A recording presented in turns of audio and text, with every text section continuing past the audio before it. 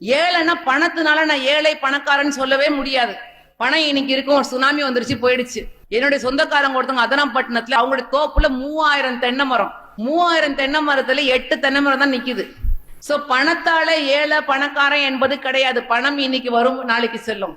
உங்களுக்கு அல்லாஹ் கொடுத்துக்கூடிய நியாமத் மிகப்பெரிய ஒரு செல்வம் என்ன தெரியுமா? நீங்க பார்க்க முடியுது, நீங்க கேட்க முடியுது, நீங்க பேச முடியுது, உங்க காலால நடந்து வர முடியுது, உங்க கையால உங்க வேலைகளை செய்ய முடியுது.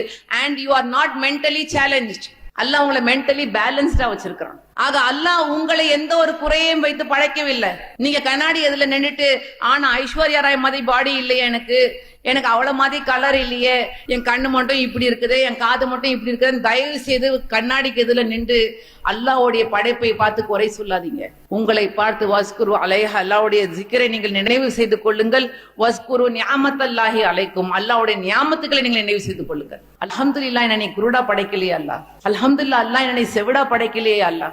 அல்ஹம்துலில்லாஹ், அல்லாஹ் எனக்கு நீ கையை கொடுத்திருக்க, எனக்கு காலை கொடுத்திருக்க. ஒவ்வொரு நாளும் காலை எழுந்தவுடன் அல்லாஹ்வுக்கு நீங்கள் நன்றி சொல்லுங்கள். அல்லாஹ் சொல்லி காட்டுகின்றான், நீங்கள் நன்றி செலுத்துவீர்கள் என்றால் நான் அந்த நியாமத்தை அதிகப்படுத்துவேன் சொல்றான். காலையில எந்திரிச்சீங்கன்னா உங்க தாய் தகப்பனை பார்த்து அல்ஹம்துலில்லாஹ் சொல்லுங்க. எத்தனை அகதி பிள்ளைகள் தங்களுடைய தாய் தகப்பனை இழந்து அனாதைகளாக வாழ்ந்துகிட்டு இருக்காங்க. எத்தனை பிள்ளைகள் தங்களுடைய சகோதரன் சகோதரிகளை இழந்திருக்கிறாங்க.